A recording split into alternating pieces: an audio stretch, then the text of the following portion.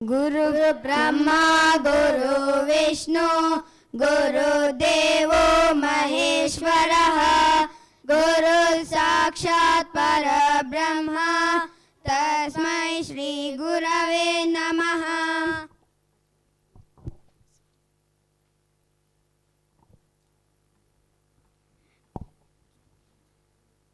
ಎಲ್ಲರಿಗೂ ನಮಸ್ಕಾರ. ವಸಿಷ್ಠರು ಸೂರ್ಯವಂಶಸ್ಥರಾದ ರಾಜರುಗಳಿಗೆ ಗುರುಗಳಾಗಿದ್ದರು. ಇವರು ದೊಡ್ಡ ಬ್ರಹ್ಮಜ್ಞಾನಿಗಳಾಗಿದ್ದರು. ತ್ರಿಲೋಕದಲ್ಲಿ ಇವರ ಖ್ಯಾತಿ ಬಹಳವಾಗಿತ್ತು. ಒಂದು ದಿನ ದಶರಥನ ಆಸ್ಥಾನಕ್ಕೆ ಬರುತ್ತಾರೆ.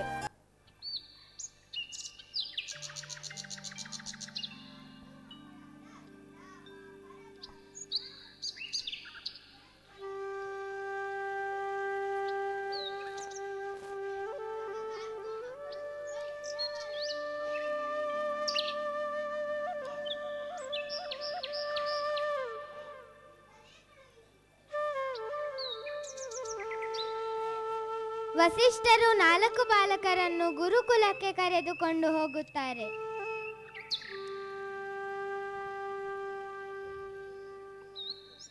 ಗುರುಕುಲ ಎಂದರೆ ಜ್ಞಾನ ಕೊಡುವ ಕೇಂದ್ರವಾಗುತ್ತದೆ. ಗುರುಕುಲದಲ್ಲಿ ಶಿಕ್ಷಣವನ್ನು ಪಡೆಯಬೇಕೆಂದರೆ ಬಹಳ ಕಷ್ಟಕರವಾಗುತ್ತದೆ. ಕಾಡಿಗೆ ಹೋಗಿ ಕಟ್ಟಿಗೆ ತರುವುದು ನಿತ್ಯ ಹೋಮದ ಸಿದ್ಧತೆ ಆಗುತ್ತದೆ.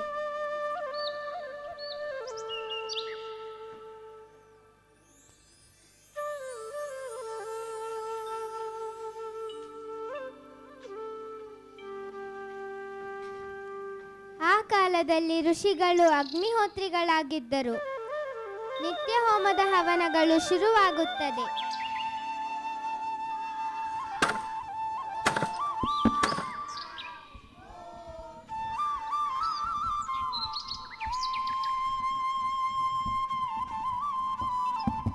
ಒಂದು ದಿನ ರಾಮನಿಗೆ ಒಂದು ಪ್ರಶ್ನೆಯೇ ಬರುತ್ತದೆ.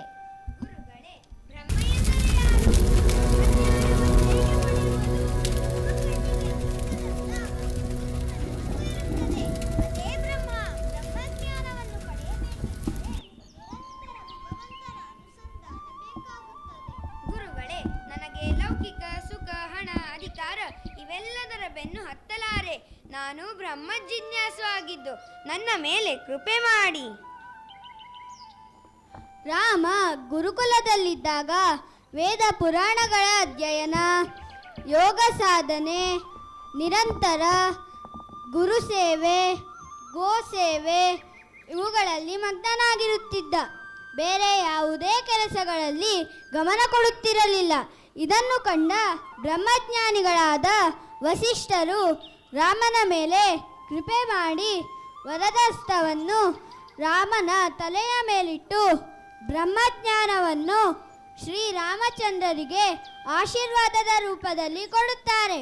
ನೀನು ಬ್ರಹ್ಮಜ್ಞಾನಿಯಾಗು, ನೀನು ಬ್ರಹ್ಮಜ್ಞಾನಿಯಾಗು, ನೀನು ಬ್ರಹ್ಮಜ್ಞಾನಿಯಾಗು. ಭಾರತದಲ್ಲಿ ಗುರುವಿಗೆ ಬಹಳ ಮಹತ್ವವಾದ ಸ್ಥಾನವಿದೆ. ಗುರುವೆಂದರೆ ನಮ್ಮನ್ನು ಭವಸಾಗರದಿಂದ ದಾಟಿಸುವರು. ಗುರು ಎಂದರೆ ಜ್ಞಾನ, ಗುರು ಎಂದರೆ ಅಭಯ, ಗುರು ಎಂದರೆ ತ್ರಿಮೂರ್ತಿ ರೂಪ, ಗುರುವೇ ಉದ್ಧಾರಕ. ಇಂತಹ ಗುರು ಶಿಷ್ಯ ಪರಂಪರೆಯಲ್ಲಿ ವಸಿಷ್ಠರು ಮತ್ತು ರಾಮ ಯಾವಾಗಲೂ ಉಚ್ಚ ಸ್ಥಾನದಲ್ಲಿರುತ್ತಾರೆ. ಪ್ರತಿಯೊಬ್ಬರ ಜೀವನದಲ್ಲಿ ಗುರು ಇರಲೇಬೇಕು. ಮುಂದೆ ಗುರಿ ಇರಬೇಕು, ಹಿಂದೆ ಗುರು ಇರಬೇಕು ಎನ್ನುವಂತೆ ಗುರು ನಾವು ಗುರಿ ಮುಟ್ಟುವವರೆಗೂ ನಮ್ಮನ್ನು ಮಾರ್ಗದರ್ಶನ ಮಾಡುತ್ತಾ ನಮಗೆ ದಡಕ್ಕೆ ಮುಟ್ಟಿಸುತ್ತಾರೆ. ಗುರು ಮಾರ್ಗದರ್ಶಕ ಮತ್ತು ಬಹಳ ತತ್ವಜ್ಞಾನಿವಾಗಿರುತ್ತಾರೆ. ಅವರು ತನ್ನ ಶಿಷ್ಯನಿಗೆ ಜೀವನದಲ್ಲಿ ಯಾವುದು ಸರಿ ಯಾವುದು ತಪ್ಪು ಎಂಬುದನ್ನು ಹೇಳಿಕೊಡುತ್ತಾರೆ. ಈಗ ಪಾತ್ರ ಪರಿಚಯ.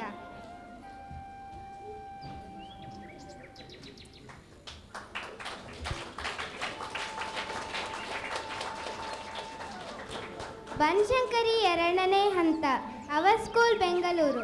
ನಾವು 4ನೆಯ ತರಗತಿಯಲ್ಲಿ ಓದುತ್ತಿದ್ದೇವೆ.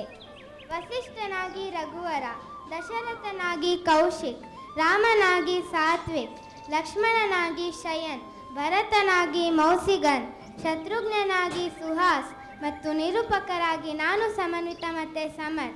ಧನ್ಯವಾದ.